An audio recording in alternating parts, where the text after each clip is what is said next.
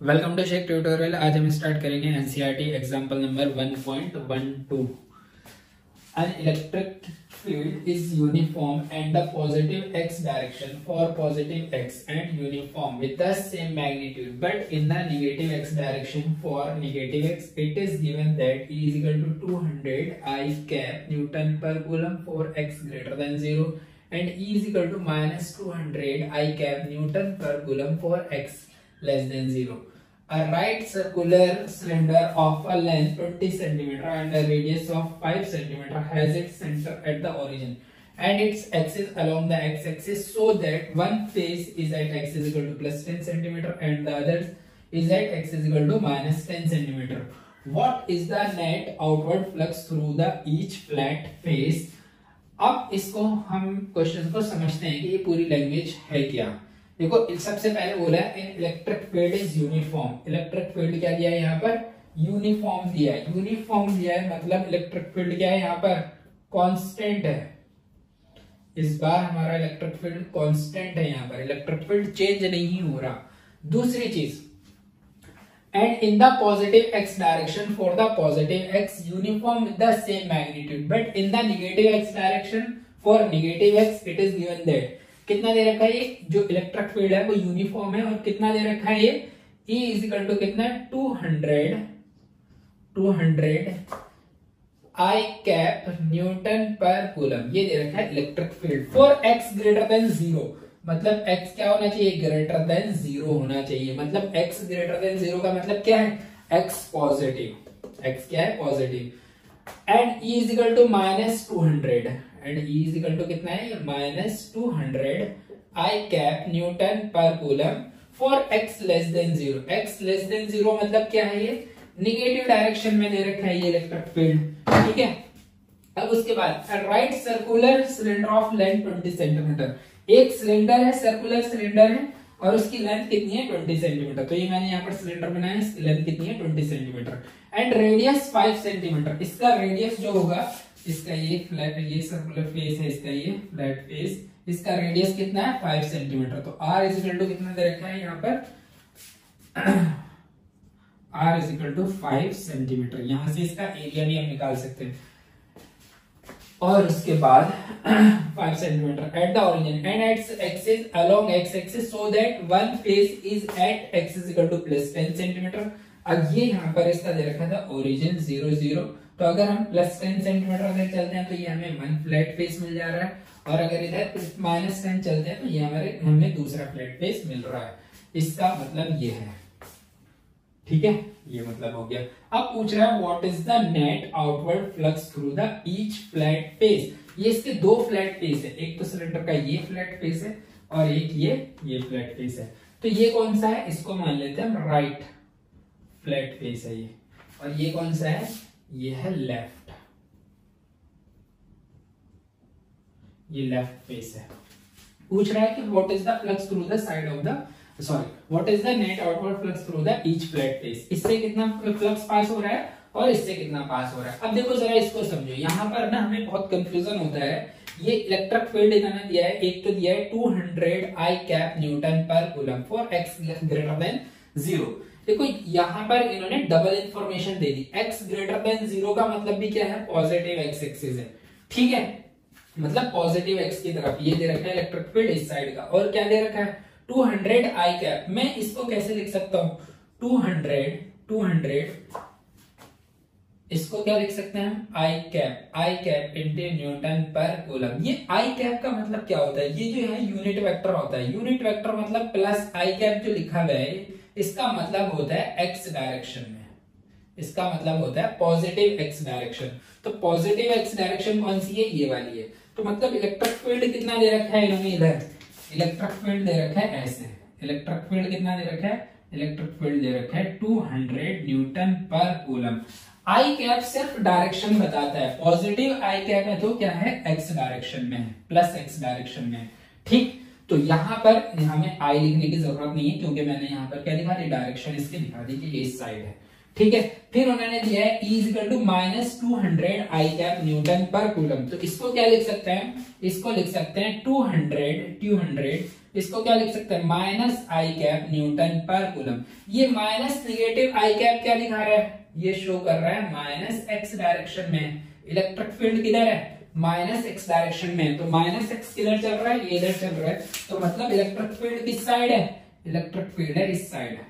Electric field कितना है, इस साइड, और कितना है, सेम ही है 200 न्यूटन पर कूलम। अब यहाँ पर मैं माइनस नहीं लिखूंगा क्योंकि माइनस से मुझे यहाँ पर पता लग गया कि ये किधर है, माइनस एक्स डायरेक्शन में। ये सिर्फ माइनस आई कैप बता रहा है हमें कि क्या है, माइनस एक्स डायरेक्शन में, और ये प्लस आई कैप बता रहा है हमें ये एक्स डायरेक्शन में। ठीक है, तो इसमें कोई कंफ्यूजन होना नहीं चाहिए। अब वो पूछ रहा है what is the net outward flux through the each flat face. ये जो फ्लैट फेस है इनसे इलेक्ट्रिक फ्लक्स कितना पास हो रहा है। तो इलेक्ट्रिक फ्लक्स का फॉर्मूला होता है फाई ई। इलेक्ट्रिक फ्लक्स का फॉर्मूला होता है, electric flux phi E is equal to क्या होता है, E into A cos theta. Theta is the angle between E and A. अब जो लास्ट क्लास में मैंने आपको एग्जांपल कराया था 1.11, वहां पर एरिया वेक्टर के बारे में मैंने पूरी चर्चा वहां पर की थी, तो आप वो एग्जांपल देख सकते हैं कि एरिया वेक्टर का क्या कॉन्सेप्ट होता है। ठीक है, फिर भी मैं यहाँ पे बता दूं, एरिया वेक्टर क्या होता है, हमेशा परपेंडिकुलर टू द सरफेस होता है। ठीक है, और थीटा यहाँ पर क्या है, angle between E and A. अब यहाँ पर हम बात करते हैं, हमें निकालना है सबसे पहले electric flux, electric flux passing through the right face, right flat face। तो इलेक्ट्रिक फ्लक्स राइट फेस से कितना पास हो रहा है, मतलब electric flux passing through the right face कितना पास हो रहा है, राइट फेस इसका ये है। अब इलेक्ट्रिक फील्ड तो इस डायरेक्शन में यहाँ पर हमें मिल गया, क्वेश्चन में दे रखा था। अब इस फ्लैट फेस का एरिया वेक्टर किधर होगा, इस फ्लैट फेस का एरिया वेक्टर भी किधर होगा, एरिया वेक्टर है इधर, इसको हम इस तरह से बोल देंगे ए। ये ए है इसका एरिया, एरिया कितना होगा इसका, A is equal to pi into R square. यहां से हम निकाल लेंगे ए पाई आर स्क्वायर। ठीक है, आर हमें यहाँ पे दे रखा था 5 सेंटीमीटर, तो इसको क्या लिखेंगे 5 into 10 to the power -2 metre. हमने इसको किस में कन्वर्ट कर लिया, एसआई में कन्वर्ट कर लिया। तो कितना पास, अच्छा ई और ए के बीच में एंगल कितना हो गया यहाँ पे, थीटा इज इक्वल टू कितना 0 degree. E theta is the angle between E and A, तो थीटा कितना हो गया यहाँ पर 0, क्योंकि इलेक्ट्रिक फील्ड भी इसी साइड है और इसका एरिया वेक्टर भी इधर ही है। तो कितना आ जाएगा, ई को हम क्या लिखेंगे, इस पहले तो हम फॉर्मूला लिख लेते हैं, ई इंटू ए कॉस 0 डिग्री। ठीक है, अब इलेक्ट्रिक फील्ड कितना था हमारा 200, इधर इलेक्ट्रिक फील्ड कितना था 200, एरिया कितना हो जाएगा pi R square, pi R square into cos 0, cos 0 कितना होता है 1। अब electric flux passing through the right face कितना आ जाएगा 200 पाई की वैल्यू रखेंगे 3.14, आर स्क्वायर मतलब 5 इंटू 10 टू द पावर -2 का स्क्वायर। तो यहां से हमारा electric flux passing through the right face कितना आ जाएगा, ये आ जाएगा हमारा 1.57 newton metre square coulomb inverse. ये हम इसको पूरा सॉल्व करेंगे तो इलेक्ट्रिक फ्लक्स आ जाएगा हमारा राइट फेस से कितना 1.57 into Newton metre square per coulomb. ये आ गई हमारी इक्वेशन 1। अब हमें निकालना है electric flux through right left face. Electric flux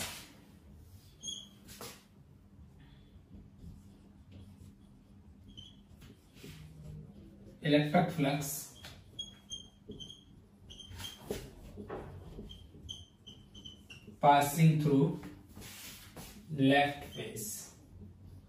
left face से इलेक्ट्रिक फ्लक्स कितना पास करेगा, तो फॉर्मूला क्या आएगा, फॉर्मूला तो वही आएगा phi is equal to E into A cos theta. अब theta is the angle between E and A. अब देखो इलेक्ट्रिक फील्ड इसी साइड दिखा रहा है और इसका एरिया वेक्टर क्या परपेंडिकुलर टू द सरफेस इधर ही बनेगा, तो थीटा यहाँ पे भी कितना आ गया, थीटा यहाँ पर भी क्या आ गया 0 डिग्री आ गया। तो ई कितना आएगा हमारा, ई आएगा हमारा 200। अब ए क्या पाई आर स्क्वायर, ये तो हमारा pi R square into cos 0 degree. अब बहुत कंफ्यूजन होता है यहाँ पे कि हम क्या रख लेते हैं, इसको -200 रख लेते हैं क्योंकि ये माइनस दे रखा है। ये माइनस का मतलब है माइनस आई कैप, माइनस आई कैप मतलब निगेटिव एक्स डायरेक्शन में, निगेटिव एक्स है इधर, इसका इतना सा मतलब होता है। तो अब यहाँ से हमारा फाई ई कितना आ जाएगा, फाई ई आ जाएगा 200 पाई की वैल्यू 3.14 इंटू आर कितना 5 into 10 to the power -2 square into cos 0 कितना आ गया 1। इसको हम सॉल्व करेंगे तो फिर से हमारा फाई कौन से उससे जा रहा था ये लेफ्ट फेस से, तो फाई लेफ्ट फेस से कितना पास कर रहा है 1.57 newton metre square per coulomb. तो हमारा लेफ्ट फेस से कितना पास कर रहा है 1.57 newton metre square per coulomb. इसको हम बना देते हैं इक्वेशन 2। तो मेरा ख्याल है दोनों फ्लैट फेस से इलेक्ट्रिक फ्लक्स कितना पास कर रहा है, सेम ही पास कर रहा है। अब ये हमारा हो गया आंसर ए, यहां तक हमारा हो गया आंसर ए। अब ये यहां तक आप नोट कर लीजिए, इसको यहां तक नोट कर लीजिए। अब हम करेंगे what is the flux through the side of the cylinder. वैसे तो मैं इसको यहीं पे कर देता हूं, चलो बी और हो जाएगा, यहीं पे इतनी जगह तो है। अब बी कौन सा करेंगे हम, what is the flux through the side of the cylinder. Side of the cylinder, तो सिलेंडर की साइड कैसी होती है, देखो सिलेंडर होता है ऐसे सर्कुलर, ये थे इसके फ्लैट फेस, ये वाला हमने क्या मान लिया था लेफ्ट और ये हमने माना था राइट, और ये जो साइड है सिलेंडर की ये है, मतलब इसको क्या बोलेंगे हम सर्कुलर पार्ट। तो सर्कुलर पार्ट से इलेक्ट्रिक फ्लक्स कितना पास कर रहा है ये पूछ रहा है। तो सर्कुलर सर ये जो सर्कुलर है, एक मिनट और देख लीजिए, ये जो सर्कुलर है इसका एरिया वेक्टर कैसे बनेगा, परपेंडिकुलर टू द सरफेस। अगर मैं बात करूं यहाँ पे तो कैसे एरिया वेक्टर ऊपर जाएगा, इधर करूं तो इधर इधर जाएगा। और इलेक्ट्रिक फील्ड कैसे है, देखो इधर भी इलेक्ट्रिक फील्ड ऐसा है और उधर भी इलेक्ट्रिक फील्ड ऐसा है। तो देखो कितना बन रहा है यहाँ पर, थीटा कितना बन रहा है, एरिया वेक्टर तो आ रहा है हमारा, अगर मैं बात करूं ऊपर तो एरिया वेक्टर तो आ रहा है हमारा ये, बट यहाँ पे अगर इलेक्ट्रिक फील्ड देखो तो इलेक्ट्रिक फील्ड आ रहा है इस साइड। तो थीटा कितना आ रहा है यहाँ पर, थीटा आ रहा है हमारा 90 डिग्री। हम कहीं पर भी देखें थीटा कितना आएगा 90 डिग्री आएगा पूरे कर्व्ड सरफेस के लिए। तो electric flux passing through the curved surface कितना आएगा, इलेक्ट्रिक फ्लक्स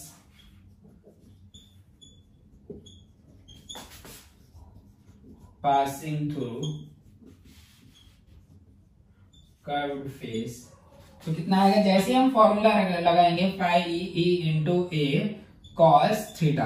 अब यहाँ पे कॉस थीटा कितना आ रहा है हमारा, थीटा ही आ रहा है हमारा 90 डिग्री। ई और ए की वैल्यू क्या आएगी, कोई फर्क पड़ता ही नहीं है। ये कितना आ रहा है कॉस 90, और कॉस 90 कितना आता है 0।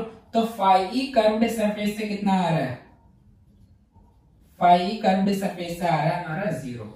तो ये हमारा आंसर मिल गया बी।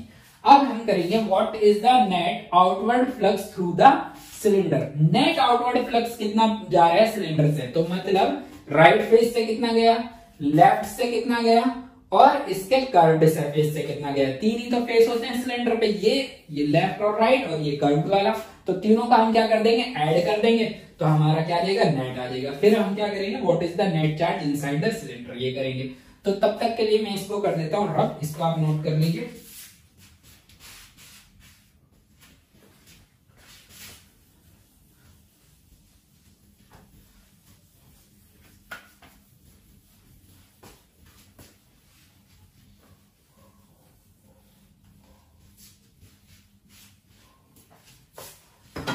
अब करते हैं हम यहाँ पर बस हम ये इतना सा नोट कर लेते हैं, इतना नोट यहां पर हम इतना नोट कर लेते हैं, ये फाई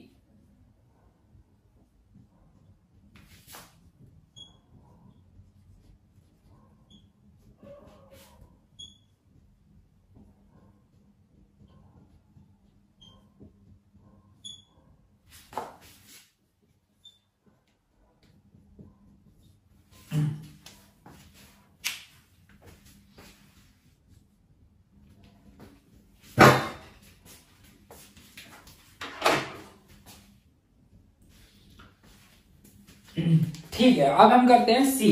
तो हमने हमारा ये आ गया था राइट फेस से कितना गया 1.57 newton metre square per coulomb, और लेफ्ट से 1.57 और कर्व्ड से कितना आया 0। अब पूछ रहा है what is the net outward flux through the cylinder.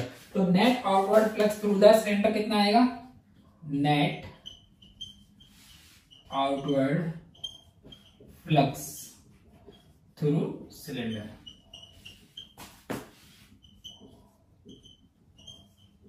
तो नेट आउटवर्ड मतलब फाई ई टोटल, तो phi E total, phi E left face से कितना गया, प्लस फ्लक्स राइट सरफेस से कितना गया, प्लस फ्लक्स जो है हमारा कर्व्ड सरफेस से कितना गया। तो फाइव ई लेफ्ट से कितना गया है 1.57, राइट से कितना गया है 1.57, इससे कितना गया है 0। तो फाइव ई टोटल कितना आ जाएगा हमारा यहाँ से, फाइव टोटल आ जाएगा हमारा 3.14 newton metre square coulomb inverse. ये आ गया हमारा 3.14 newton metre square per coulomb. ये आ गया हमारा नेट फ्लक्स।